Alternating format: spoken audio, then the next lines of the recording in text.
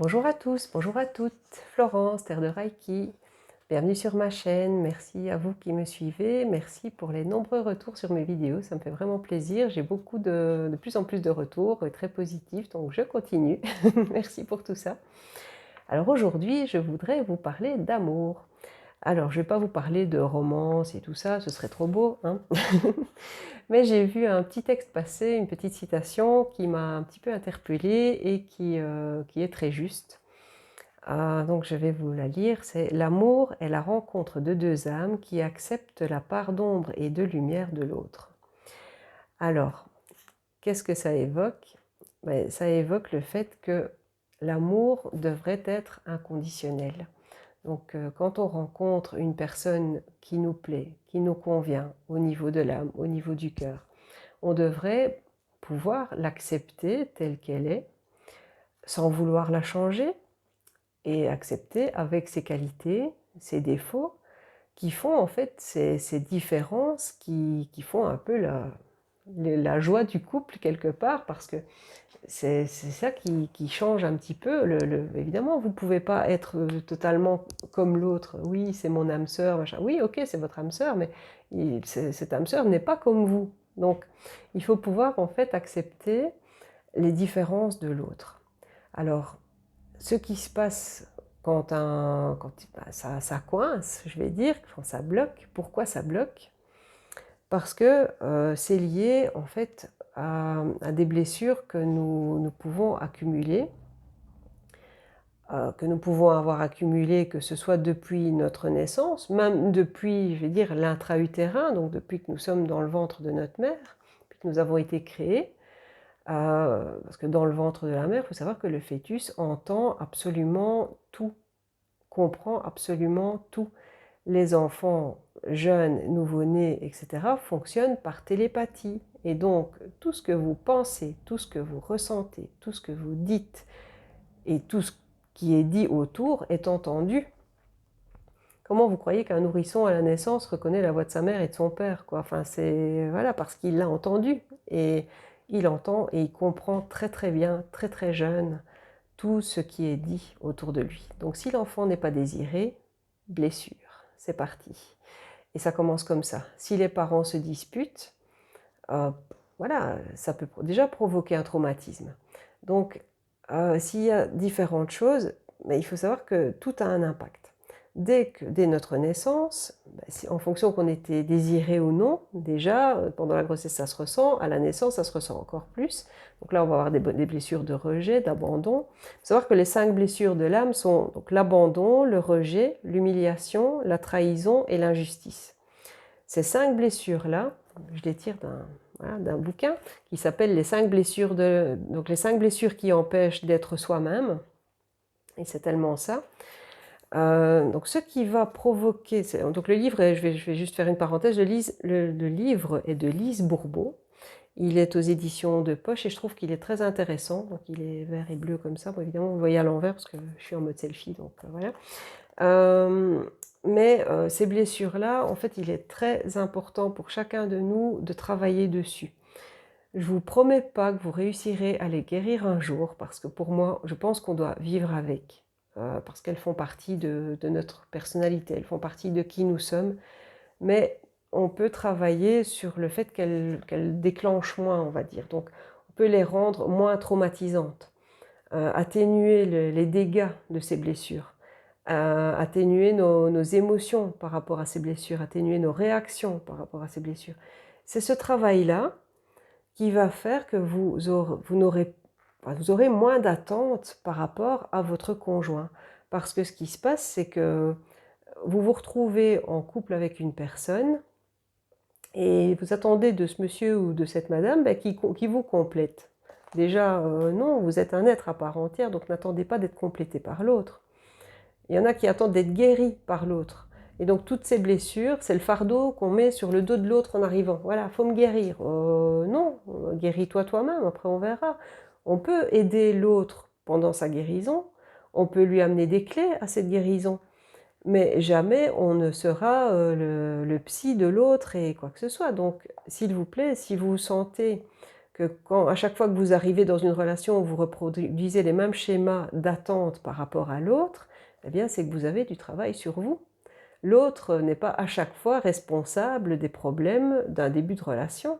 Donc c'est qu'il y a encore des choses qui coincent chez vous et à ce moment-là, il faut travailler dessus. Donc pitié, si ça arrive, consultez. Vous n'êtes pas fou parce que vous allez chez le psy, parfois ça peut vous aider à vivre votre vie beaucoup mieux. Donc voilà, je mettrai les références du livre après parce que je trouve qu'il est quand même intéressant pour prendre conscience en fait des blessures que nous transportons. Moi je dirais que chacun a un petit peu des 5 au moins, pour avoir vécu différentes choses, différentes situations qui ont provoqué ces blessures. Et c'est important de les travailler. C'est important de travailler sur soi à chaque fois. Je le répète souvent dans mes vidéos, mais c'est parce que c'est vraiment, voilà, c'est ce qui va coincer au niveau d'un nouveau couple et d'un couple aussi qui va grandir. Parce que ce qui se passe, c'est qu'au début, au début de la relation, on ne se montre pas 100% authentique tel qu'on est. On essaye, moi j'essaye au maximum parce que je me dis c'est important. Je ne vais pas être une autre personne demain ou après-demain, donc je suis comme ça, c'est tout, c'est moi, c'est ma personnalité, je suis comme ça. Et donc j'arrive avec à la fois ma personnalité, mes qualités, mes défauts, mes blessures, etc. Mais ça fait partie de qui je suis. Et je vous dis, si l'autre était 100% comme vous, ce serait d'un ennui, d'un ennui mortel. C'est ce qui fait justement la diversité des couples et quelque part la joie, je vais dire un petit peu ce qui remue dans le couple. Et c'est ça qui fait que c'est agréable, quoi. Et ça peut parfois, oui, parfois il y aura des petits moments de moins bien et c'est tout à fait normal. Mais plus vous serez fort et moins vous serez dans l'attente que l'autre vous complète, et au mieux ça se passera. Parce qu'en gros, vous vous tiendrez la main à ce moment-là, vous serrerez les mains, et tiendrez vraiment ensemble pour affronter les choses. Mais voilà, vous serez ensemble. Pas déjà l'un contre l'autre, mais dans le mauvais sens du terme, quoi. Il vaut mieux être l'un avec l'autre que l'un en train déjà voilà, de lutter pour changer l'autre. Voilà. Surtout, n'attendez pas de changer l'autre non plus sur le long terme. Oui, ça ne me plaît pas sur la personne, mais c'est pas grave, je vais réussir à changer ça, hein. Avec le temps, ça va changer. Non, on ne change pas la nature de quelqu'un. Si la personne est comme ça, la personne est comme ça. Vous ne changerez pas ça. Donc évidemment, vous allez évoluer ensemble. Après, c'est ce qui fait que dans le temps, ça tient ou non. C'est de voir un petit peu comment on évolue. Si l'autre est prêt à grandir avec vous, là c'est chouette parce que vous allez chacun évoluer. Mais on est toujours quelque part, on peut évoluer en se rejoignant à certains moments et tout ça, mais chacun a son propre chemin et puis il y a le chemin commun. Et aucune route n'est droite, aucune route n'est sans cailloux, sans trous. Bon, surtout en Belgique, moi je vis en Belgique, je ne vous dis pas les trous ici. Mais voilà, dans le sens où aucune route n'est sans embûche. Il se passe toujours un petit moment où vous avez une épreuve, vous vivez quelque chose, vous traversez quelque chose de difficile ensemble. C'est à ce moment-là qu'il faut être ensemble. Vous voyez, c'est à ce moment-là qu'il faut vraiment se soutenir l'un l'autre, être présent. Et comme on dit, c'est pour le meilleur et pour le pire. Et quelquefois, l'autre personne tombe malade ou vieillit ou simplement, voilà, les choses évoluent comme ça. Croyez-moi, si vous aimez vraiment l'autre avec le cœur et l'âme, vous le soutiendrez quoi qu'il advienne, même dans les moments difficiles, et même si c'est difficile pour vous.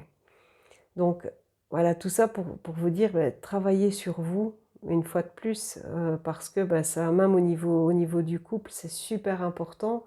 N'attendez pas de l'autre qu'il vous guérisse. Les effets miroirs que vous allez avoir avec l'autre vont être souvent importants, et certaines fois, ça va vous provoquer des émotions. Mais je vous invite à aussi laisser libre cours à ces émotions, les laisser sortir et exprimer-les parce que si vous gardez tout en vous, l'autre ne peut pas deviner ce que vous avez dans la tête. C'est très important de communiquer à ce moment-là. Mais voilà, tout ça pour vous dire que c'est super important. Travaillez sur vos blessures, travaillez sur vous, essayez d'avancer sur votre propre chemin pour éviter d'avoir trop d'attentes. C'est ce qui se passe souvent dans les jeunes couples, c'est que quand on est jeune, on n'a pas encore travaillé sur soi. Et l'amour, bah, c'est tout beau, tout nouveau, c'est ce que tout le monde attend, l'amour, c'est ça. Et on se dit: «Oh, c'est bien, chouette, j'ai une super relation». Puis ça peut fonctionner comme ça, on complète l'autre d'une manière ou d'une autre et puis, ça se passe, on va dire, avec le temps. On se dit: «Bah oui, l'autre m'apporte ça et moi je reçois ça de l'autre personne». Mais quand vous, quelque part, vous refaites votre vie, ce qui est mon expérience maintenant, heu, c'est vrai qu'on se dit: «Bah, j'ai plus les mêmes attentes, j'ai plus les mêmes». Pourquoi? Parce que, bah, je me sens bien, en fait et j'ai plus vraiment d'attentes par rapport à ça. Hem, on a tous un idéal et on se dit: «Bah, j'aimerais bien que la personne, oui, soit potentiellement comme ça». Mais après, vous rencontrez la personne qui vous correspond et qui est en résonance avec vous, qui va être en résonance avec votre cœur, qui va vibrer avec vous, qui va vous être capable de vous comprendre et voilà, si quelque part, si vous vous sentez bien par rapport à tout ça, par rapport à vos échanges, échangez sur ces blessures que vous avez. Partagez ça, même dès le début. Pourquoi? Pourquoi se cacher? Je veux dire, pourquoi, cacher, des traumatismes que vous pouvez avoir? L'autre va arriver, il saura pas comment vous traiter parce que, «Oh mon Dieu, qu'est-ce qui se passe? Pourquoi la personne réagit comme ça? Qu'est-ce que j'ai fait de mal?» et cetera. Non, parlez-en parce que, bah, l'autre peut pas savoir ce que vous avez vécu, ce que vous vivez dans votre tête et faites pas votre monde à vous tout seul, quoi. Parce que vos pensées vont engendrer un tas de choses, de fatras inutiles qui peuvent encombrer aussi la relation et donc éviter d'être trop, je vais dire dans la méditation intérieure et dans quelque part l'exagération de certaines petites choses et parlez-en. C'est super important de communiquer en couple et voilà et de travailler sur soi. Principal. Parce que plus vous vous aimerez vous-même, donc plus vous aurez travaillé sur vous et plus vous apprendrez à vous accepter et à vous aimer et au mieux, vous accepterez, bah, une relation avec quelqu'un d'autre parce que, bah, si vous n'êtes pas bien avec nous-mêmes, évidemment, ça ne va pas bien se passer avec l'autre non plus. Vous allez toujours être en conflit ou vous allez toujours, rechercher des blessures, vous allez être dans la jalousie ou, enfin, c'est pas bien, c'est pas gai pour l'autre et ce n'est pas juste, c'est pas fluide. Vous devez avoir, votre liberté, l'autre doit avoir sa liberté. Si vous vous respectez, tout ira bien. Donc essayez au maximum si vous vous respectez vous et si vous respectez l'autre aussi, tel qu'il est, telle qu'elle est. C'est ça qui est important. Mais plus vous vous traiterez vous-même le mieux possible et plus vous gérerez ces blessures que vous avez en les traitant, en allant consulter quelqu'un pour le faire et cetera, au mieux ça se passera. Sincèrement, c'est la clé de tout parce que, c'est le principal, c'est ce qui va faire quelque part le ciment d'un couple, c'est le fait de se sentir en équilibre, d'être bien avec soi-même. Et oui, il restera toujours des petites choses, mais en parlant, vous pourrez avancer ensemble sur ce chemin. Mais continuez à travailler sur vous, non-stop. Parce que je vous dis, c'est ce qui fait que vous serez bien après. Mais écoutez, je vous laisse pour aujourd'hui et moi je vous fais des bisous. Surtout, prenez soin de vous. Je vais laisser le détail du livre. N'hésitez pas si vous avez besoin d'informations, si vous avez des questions, voilà, à propos de peut-être n'importe quel sujet, vous pouvez me contacter. J'ai donc ma page Facebook, ma page Instagram et j'ai même j'ai mis mon site internet. Je vais y arriver, je bafouille aujourd'hui. J'ai mon site internet et j'ai mis mon adresse mail et mon téléphone, donc comme ça vous pouvez me contacter. N'hésitez pas, laissez-moi un message si vous m'appelez, si je ne suis pas disponible. Et je suis là, je suis contactable, je suis joignable, je suis une personne réelle.